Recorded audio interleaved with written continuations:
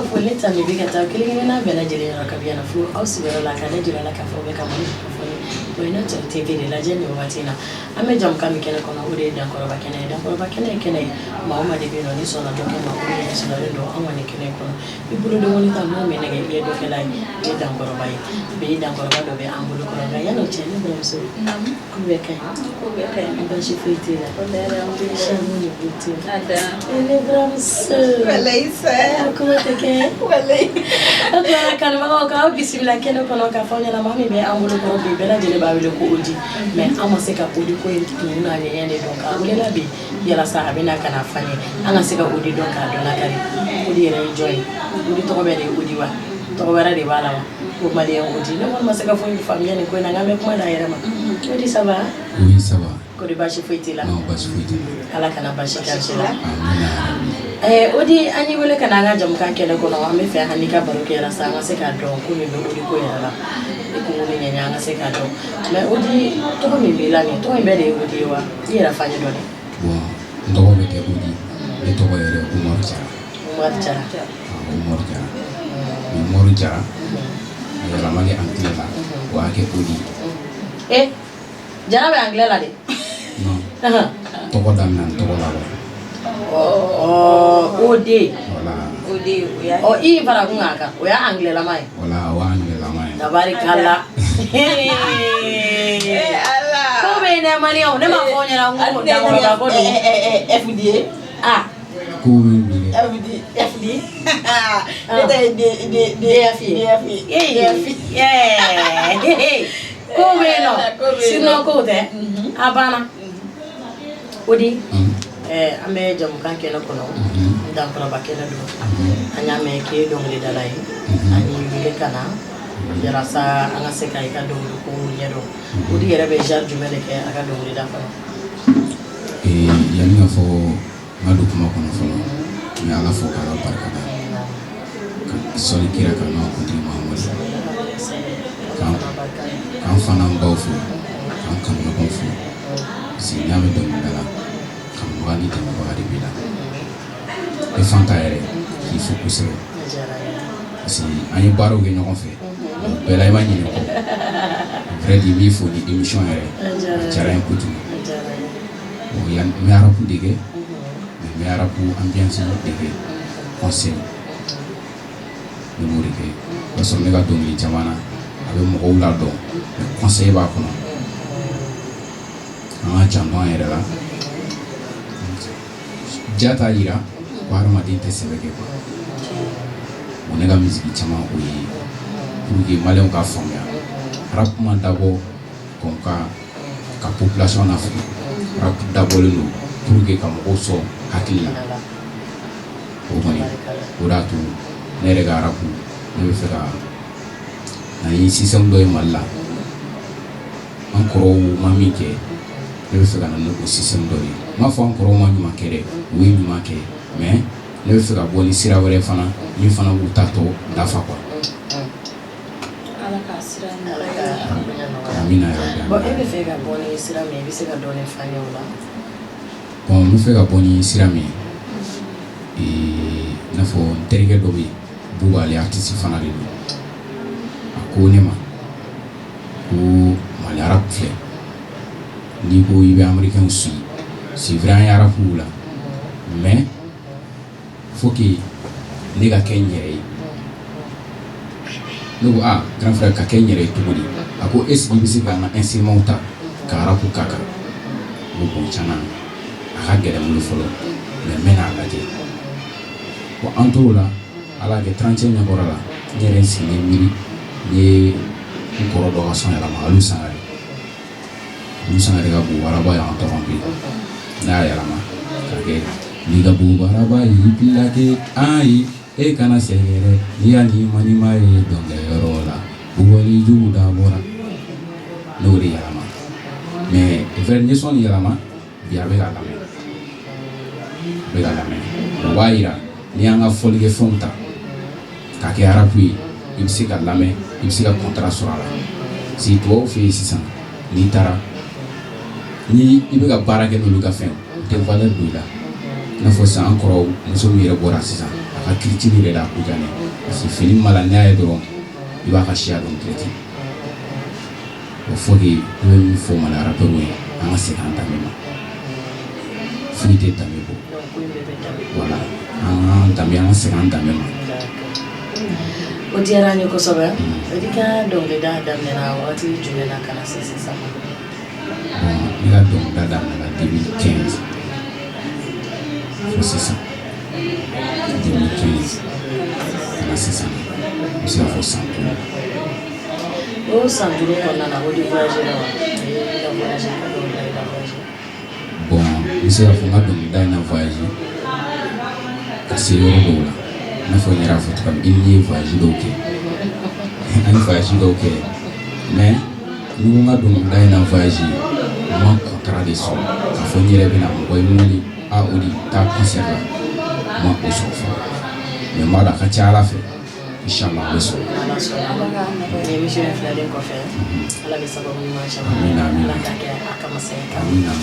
i di baara in kɔnɔna na gɛlɛya b'a la nɔgɔya b'a la i ye gɛlɛya dɔw sɔrɔ baara bɛɛ gɛlɛya b'a la hali taa ka sunɔgɔ sɛgɛn b'a la sɛgɛn b'a la parce que an ka baara nin a ma nɔgɔn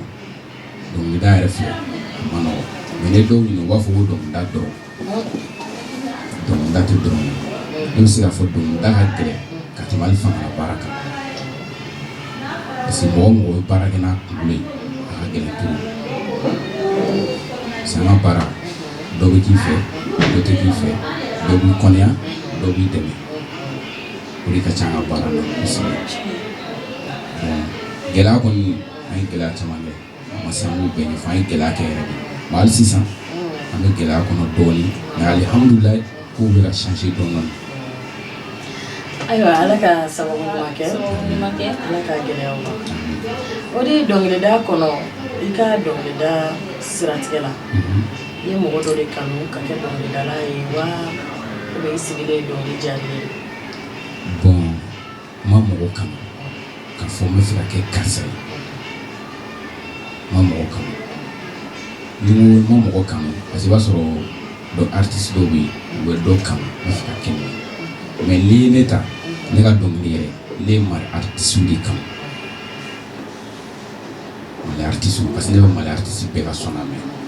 ne b'a fɔ ni y'a bila yɔrɔ min ne bɛ fɛ ka tɛmɛ ne kan kabini ma don musique la n y'o de fɔ n ko ni Ala y'a kɛ ne kɛra dɔnkilidala ye don min ne bɛ fɛ ka mali musique ka tɛmɛ an ka artiste kan sinon k'a fɔ ko ne ye mɔgɔ lajɛ mɔgɔ min ka dɔnkili terrain kanu a ma kɛ.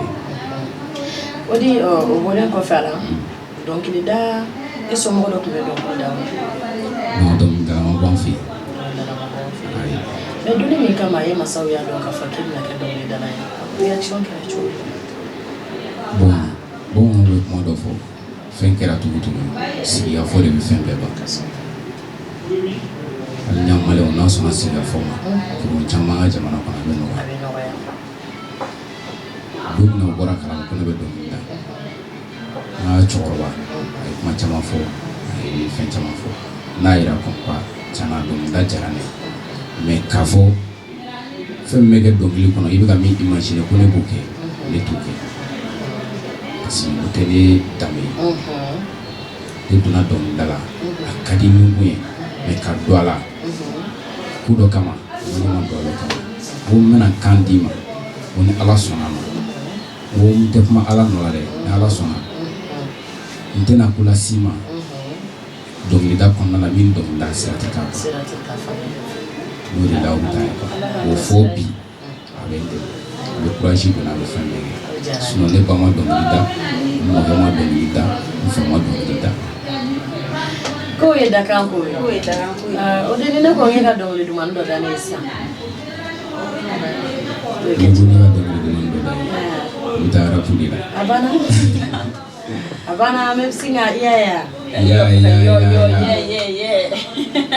a tun b'u ɲana k'an bɛna to tan de k'an yɛrɛ sɛgɛnna k'an tɛ kɛ fɛn ye k'anw dangan de k'an bɛ kɛ mun den ye k'an ma baaraw lagosi k'an tɛ kɛ fɛn ye u b'an wele tuma bɛɛ k'an violɛ Uban wele tuma bɛɛ kan fole kɔrapu ye lomi kanti bɛ ye jomi a tumu ɲana kamera totale pasi kamera pu dege nka cɛkaw ye dangaden nana fu ye tolon tɛ na sɛbɛ sa a man ka tolon na tolon tɛ na mako sa de wele malen odi wele malen odi raperia kɔrɔ tɛ bingali ye raperia kɔrɔ tɛ joint min ye a bɛɛ bɛ dépend bɛɛ n'i ka éducation an maralen do donc faut faire attention baara caman kun ye i ka tɔnɔ ye den caman wolo kun ye i ka tɔnɔ dun an ka rapu kun ye fantanw ka intérêt ye u ka kɛlɛ de kɛ fo k'u dahirimɛ ye faamaw ka n'u sɛgɛ u k'u ka dura ye jamana bɛɛ ka kɛ kelen ye o ka kɛ anw sago ye faamaw ka fantanw bonya setigiw ka sentanw dɛmɛ n'o kɛra an bɛɛ bɛ yɛlɛ an bɛɛ bɛ yɛlɛ. Ojara. Odi sisan ne bɛ ni pase n buramuso ma ɲininkali b'a fana fɛ Charles ni butu. Buramuso sisan bɛ se ka Odi ye boss. Odi kan jumɛn bɛ? Kan foyi tɛ yen. Ko bɛɛ ka ɲi nɔ. Alhamdulillah. Odi komi n buramuso yɛrɛ bɔra ka ɲininkali dɔw k'i la mais Odi ko k'i ye dɔnkilida daminɛ 2015 kana se sisan ma san duuru mais Odi est-ce que i ye clip album b'i bolo? Non bon album tɛ n bolo fɔlɔ. Mais i ye clip kɔni kɛ? Bon clip tɛ n bolo fɔlɔ. Clip fana t'i bolo? An sago bɛ kɛ mun ye? Bon an ka baara na a ma nɔgɔn parce que diɲɛlatigɛ yɛrɛ ni appui t'i la i bɛ sɛgɛn voilà ni dɛmɛbaga t'i la a ka gɛlɛn. Ayiwa an lamɛnbagaw a bɛɛ ka ayiwa dɛmɛbaga ko de b'an ka rappeur la a b'aw deli ni min bɛ se ka dɔ kɛ an ye o ka dɔ kɛ an ka Odi ye. Ne kelen tɛ dɛ Mali rappeur bɛɛ Mali artiste bɛɛ talent bɛ mɔgɔ o mɔgɔ la n'i b'a dɔn a baara kanu b'a la i b'a dɛmɛ mais Odi e ko k'i ka dɔnkilida kɔnɔna na e b'i conseil de di i ka dɔnkilida kɔnɔna na donc i dɔgɔnin minnu bɛ yen ani i kɔrɔ minnu bɛ yen nɔ dɔw ka dɔnkilida kɔnɔna na olu tɛ conseil di dɔw yɛrɛ bila mais a kɔnɔ ten tɔ de u t'a ta fana nafa yɛrɛ dɔn kumakan jumɛn bɛ Odi bolo ka fɔ olu ɲɛna? Kumakan bɛ n bolo kumakan ka ca kojugu. Bi dɔɔnin dɔrɔn fɔ. Parce que n y'o de fɔ baara ye kanu de i n'a fɔ an ka kan yɛrɛ ye parce que i bɛ ka mɔgɔ dɔ lajɛ mɔgɔ min n'i ka idéologie tɛ kelen ye mɔgɔ min n'i ka danbe tɛ kelen ye n'i ko i ka dɔnkili k'o ye i b'i ka mɔgɔw lafili i bɛ se k'i dɔgɔninw lafili parce que mɔgɔ o mɔgɔ b'i lamɛn a bɛ se k'i dɔgɔninw b'o la i faw b'o la i baw b'o la faut que Mali ye jamana min ye Mali ye danbe jamana de an ka dɔnkili da dɔnkili min bɛ se k'an ka denmisɛnninw siniɲɛsigi hakili don u la o de ye ne ka dɔnkili kanali ye. D'accord. Faamuyali sɔrɔ o la Odi. Odi i bɔra ka a fɔ i ye sɛgɛn minnu sɔrɔ degun minnu sɔrɔ i ka baara kɔnɔna na i bɔra k'olu fɔ mais ko mana kɛ cogo cogo hali n'a kɛra nafa dɔɔni i y'o sɔrɔ i ye nafa min sɔrɔ i bɛ se k'i da don o fana na. Ala y'a da an ka plateau belebeleba nin ma o ye nafaba de ye. Ok. N ye plateau in fo kosɛbɛ n b'a fo bi kɔni n b'a fo Fred a diyara n ye ka baarakɛla bɛɛ fo a diyara n ye parce que n'i y'a mɛn jamana bɛɛ de don diɲɛ fana sababu ani diinɛ ye sababu ye parce que bamananw bɛ kuma dɔ fɔ dɛmɛ bɛɛ tɛ wari ye ani dɛmɛ dɔw bɛ yen o ka fisa ka tɛmɛ wari kan i n'a fɔ dɔw bɛ yen nɔ u bɛ se ka contrat baw sɔrɔ ka sɔrɔ u ma wuli k'a ɲini u ma wuli ka foyi kɛ o bɛɛ dɛmɛ de ne fana filɛ yɔrɔ min bi ala y'a kɛ 2019 kɔnɔ ni dɔ ye ɲɔgɔn dɔn a bɛ produit fu a bɛ n ka son bɔ fu a b'a bila site ka fu ni n ka invité yɔrɔ o yɔrɔ a bɛ wari di an ka essence ta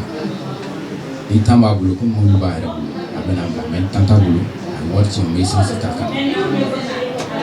o ye n ka manager ye a tɔgɔ ye Levisiko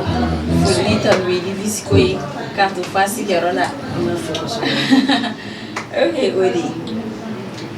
misiki yɛrɛ kɔnɔna na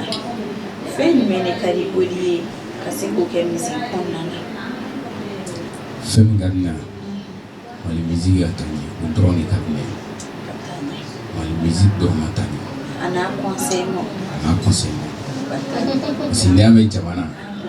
musique jɔyɔrɔba de b'a la Mali musique ka taa ɲɛ rap dɔrɔn tɛ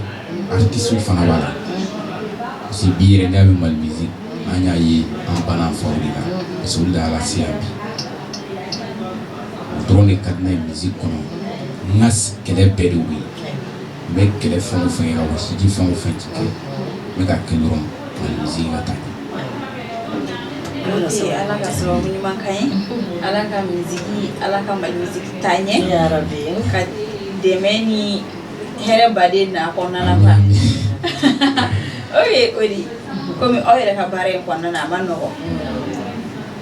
aw bɛ ɲɔgɔn clash aw juguya bɛ ɲɔgɔn minɛ mais est ce que kɛlɛ bɛ Odi ni rappeur dɔ cɛ kɛlɛ ne tɛ kɛlɛ dɔn kɛlɛ tɛ ne fɛ u y'a fɔ dɛ i ko ko Odi ni dɔ man di dɛ ayi Odi o ko bɛ cogo di bon kɛlɛ tɛ ni mɔgɔ cɛ kɛlɛ t'i ni mɔgɔ cɛ kɛlɛ tɛ ni mɔgɔ cɛ o bɛ ɲɛ na parce que musique kɔnɔ ne bɛ bɛɛ wele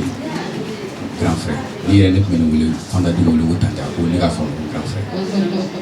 parce que ni ne ye ɲɔgɔn ye ni ka kɔrɔ ne ye ne wele grand frère ko n'an bɛɛ âge kelen ne wele tɔgɔ la ne ni mɔgɔ tɛ se ka bila ɲɔgɔn na parce que idéologie min bɛ ne kun na an ka bɛn foyi ma bɛn bɔ voilà ni maliyɛn bɛɛ bɛnna jamana bɛ ja o de ka di ne ye ne taara diɲɛ yɔrɔ o yɔrɔ hali n'an taara concert kɛ yɔrɔ la n'an bɛ salle kɔnɔ ne bɛ kulonkɛ bila bɛɛ fɛ bɛɛ de ye kelen ye ala ka ko ɲɛ ok Odi o diyara n ye sisan min di n buramuso ma ni min b'a yɛrɛ bolo k'o f'i ye ayiwa a b'o f'i ɲɛna o diyara n ye Jɛnɛba Odi sisan nɔ an bɛ tile min na diɲɛɲɛko bɛ bɛɛ la goɲɛko bɛ bɛɛ la Mali ari yɛrɛ kɔnɔ e ɲɛ b'a la fɛn jumɛn bɛ ka kɛ min man di ye bon Mali ari kɔnɔ fɛn bɛ ka kɛ n'o man di ye o ye bɛnbaliya ni Fredi tiɲɛna o de man di ye ni sɛbɛn m'a kɛlɛ parce que n'i y'a ta an ka sous-région ninnu Côte d'Ivoire ni fɛn ninnu a artistes bɛ yen u bɛnnen tɛ u ka biti de sanfɛ dɔnkili kɔnɔ u bɛ ɲɔgɔn classé mais réalité la o ka di bon anw fɛ yan an man di dɔnkili kɔnɔ